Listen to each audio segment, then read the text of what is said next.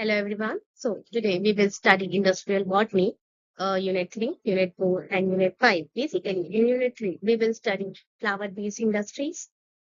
In unit 4 we will study seed and seed-based industries and unit 5 we will study other parts of plant-based industries. So let's start with flower-based industry. Flower-based industry में क्या होता है? Basically हम flowers को use करते हैं for making industrial products like rose water, rose oil and henna mehendi. We all have listened henna mehendi and also jasmine hair oil. Yeah.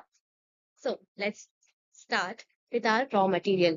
गुलाब को गुलाब का जो बोटेनिकल नेम होता है वो है रोजा डेनेंशिया और जैस्मीन का है जैस्मीनियम ऑक्सिसिनेली एंड हेना का है लॉसोनिया लीव्स। ठीक है, तो बेसिकली ये हमारे रॉ मटेरियल्स हैं जिनकी हम आगे प्रोसेसिंग करेंगे for making useful products like rose oil, rose water या गुलाब जल।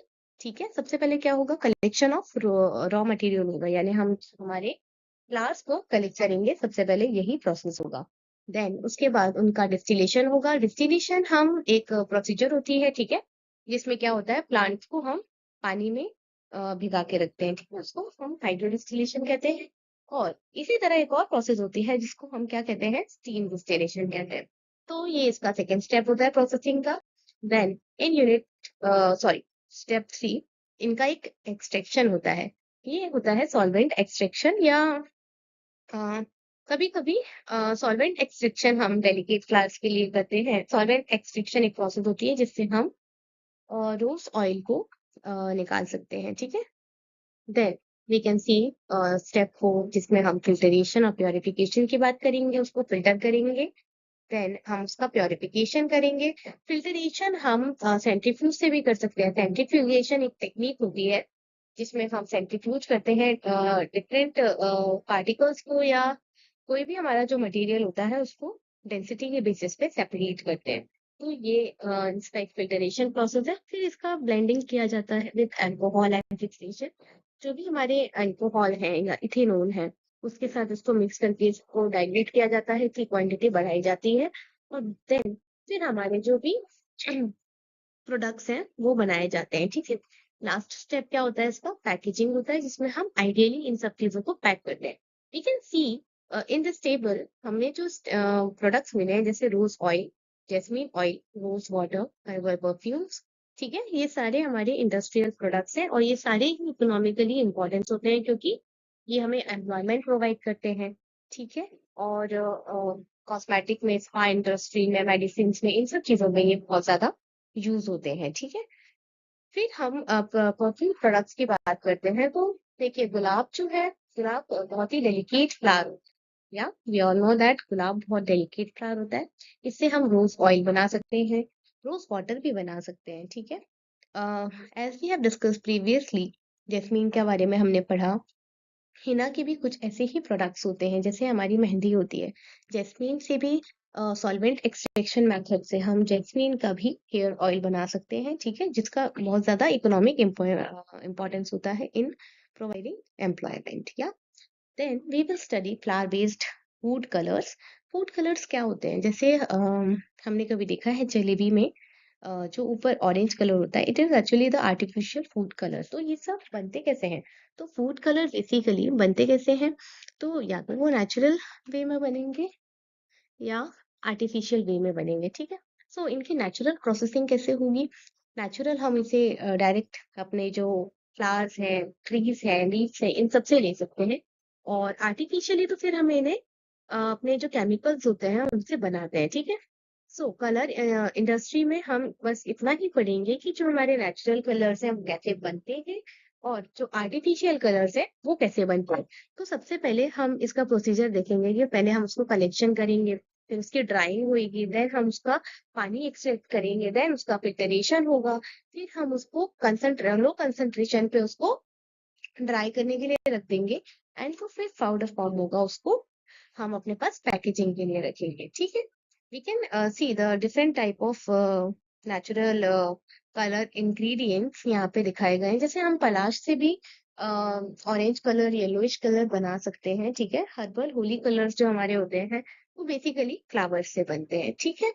इसके बाद यहाँ तो हमने एनवायरनमेंट सेफ्टी की बात करी है, मतलब क्योंकि नेचुरल कलर्स होते हैं तो वो एनवायरनमेंट के लिए बहुत ज्यादा सेफ होते हैं और बहुत ही अच्छे होते हैं। क्यों? और इनको कहाँ कहाँ यूज किया जाता है? तो इनको फूड कलरिंग बेवरेजेस में यूज किया जाता है, टेक्सटाइल इंडस्ट्री में भी इसको डाइंग के लिए यूज किया जाता है, देन लोअर प्रोडक्शन कॉस्ट के लिए भी इनको यूज किया जाता है। ठीक है, इसके बाद नेक्स्ट हम कवर करेंगे फर्मेंटेशन फ्रॉम महुआ फ्लावर्स। ठीक है, महुआ क्या होता है? एक बहुत ही अच्छा पेड़ होता है जो मतलब बहुत फ्रूटफुल होता है। उससे हमारी अल्कोहल भी बनती है और उससे बहुत सारी डिफरेंट टाइप्स ऑफ चीजें भी बनती है। तो बेसिकली फर्मेंटेशन क्या होता है? फर्मेंटेशन एक एनारोबिक प्रोसेस है जहाँ पे हम ऑक्सीजन का यूज नहीं करते हैं। ठीक है, तो महुआ के साथ क्या होता है? सबसे पहले हम पहले महुआ का कलेक्शन करेंगे। ठीक है, देन कलेक्शन किया, फिर उसको ड्राई किया, फिर उसको रिहाइड्रेट करेंगे, देन उसको डाइल्यूट करेंगे। फिर हमें फर्मेंटेशन करने के लिए बेसिकली ईस्ट की जरूरत होती है ना, सैक्रोमाइसेस सर्विएसी। तो हम उसमें ईस्ट डालेंगे।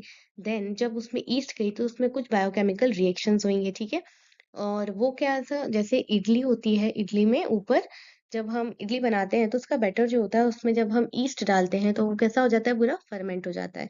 तो यहाँ पे भी ईस्ट डालने पे क्या होगा? महुआ का जो सैंपल है उसमें फर्मेंटेशन दिखने लगेगा। उसके बाद हम उसको डिस्टिलेशन करेंगे, फिर फिल्टरेशन करेंगे और फिर एंड प्रोडक्ट हमें क्या मिलेगा?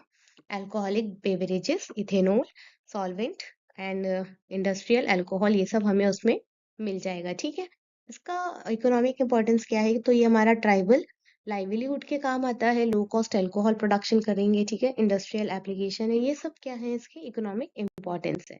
देन इसके चैलेंजेस क्या है कि हम इसको लार्ज स्केल इंडस्ट्रियलाइजेशन इसका नहीं कर सकते। ये आप फिगर देख सकते हैं जिसमें हम पूरा प्रोसेस को बहुत ही इन डिटेल डिस्क्राइब करा है। ठीक है, then we come to unit 4 जिसमें हम fruit and seed based industry की बात करेंगे। तो जैम, जेलीज, जूसेस, हम सबको पता है कि जैम, जेलीज और जूसेस कैसे बनते हैं। ठीक है, तो ये mango, guava, grapes, Apple, citric acid जैसे ऑरेंज है, लेमन है, इन सबके ही हम फ्रूट जैम भी देखते हैं, जेलीज भी देखते हैं और जूस भी देखते हैं। तो इनकी प्रोसेसिंग स्टेप्स जो होती हैं वो सिमिलर होती है। सबसे पहले हम क्या करेंगे? सॉर्टिंग करेंगे और वॉशिंग करेंगे। देन उसका जो पल्प होगा उसको एक्सट्रैक्ट करेंगे, उसमें शुगर ऐड करेंगे। देन उसको हीट करेंगे, उसमें पेक्टिन डालेंगे। पेक्टिन क्या होता है? एक तरह का नेचुरल कार्बोहाइड्रेट होता है। तो उसमें हम शुगर और पेक्टिन डालेंगे, देन उसको हीट करेंगे और फिर जो हमारा अ, जो भी हमारा सैंपल है उसको हम क्या करेंगे? पेस्चराइज करेंगे और फिर पैकिंग के लिए, कूलिंग के लिए रख देंगे। ठीक है, तो इस तरह से हमारा जैम और जेली दोनों बन जाते हैं। ठीक है, ये पूरी प्रोसीजर इनकी कैसी होती है? बिल्कुल सिमिलर होती है। देखिए, अगर हम सॉस की बात करें तो सॉस की भी प्रोसेस सॉर्टिंग वॉशिंग से ही शुरू होती है, एंड देन फिर उसमें हम स्पाइसेस ऐड करते हैं क्योंकि वो सॉस है। तो ginger garlic acid, sorry garlic, onion powder, ये सब हम उसमें यूज करते हैं। देन पिकल, तो पिकल यानी अचार। तो अचार तो हम सब ने ही देखा है अचार कैसे बनता है। तो वॉशिंग भी होगी, उसमें भी पीलिंग होगी, जो भी हमारा फ्रूट होगा, वेजिटेबल होगा, देन कटिंग करेंगे, उसकी मिक्सिंग करेंगे, उसको फर्मेंटेशन के लिए हम कैसे रखेंगे? सनलाइट में रखेंगे। ठीक है, इसका जो प्रिजर्वेशन होता है वो समटाइम्स जैसे हमने कभी घरों में देखा है, जो प्रिजर्वेशन होता है वो कैसे होता है? बर्नियों में रखते हैं, बहुत सारा सॉल्ट डाल के और बहुत सारा ऑयल डाल के इसका हम प्रिजर्व करते हैं। तो देखिए यहाँ पे लिखा है कि चिली सॉस को हम 6 to 12 मंथ रख सकते हैं, मैंगो पिकल को 2-3 साल तक चला सकते हैं। ठीक है, इस तरह से इनकी शेल्फ लाइफ रहती है। तो इस प्रोसेसिंग का जो एडवांटेज है वो क्या है?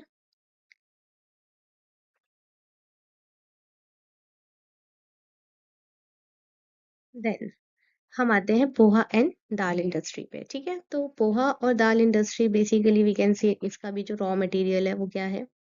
जैसे हमने पढ़ा है जो पैडी होता है वही होता है। इसमें भी हम क्लीनिंग, हॉट वाटर सोकिंग करेंगे, रोस्टिंग करेंगे, फ्लेकिंग करेंगे, फिर उसकी पैकेजिंग हो जाएगी। ठीक है, इसी तरह हमारी दाल इंडस्ट्री की भी प्रोसेसिंग होती है।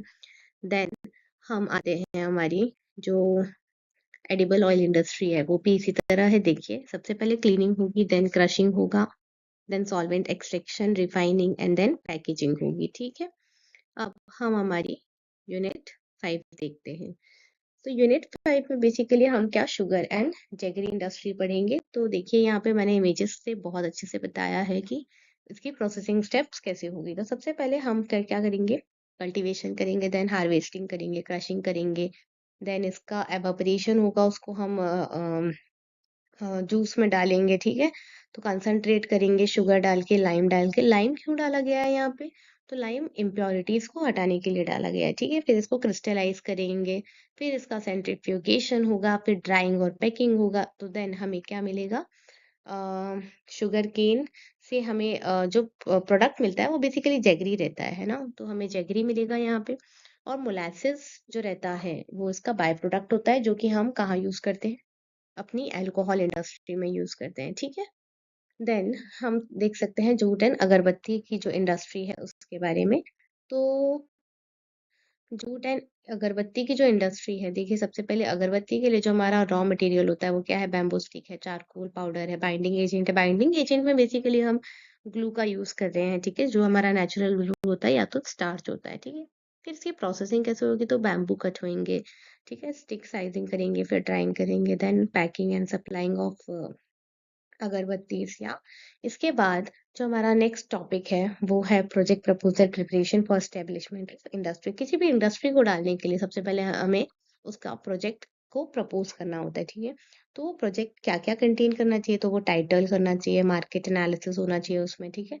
रॉ मटेरियल की अवेलेबिलिटी होना चाहिए, मैन्युफैक्चरिंग प्रोसेस होना चाहिए, machinery requirement, cost estimation, look, location and layout, ठीक है?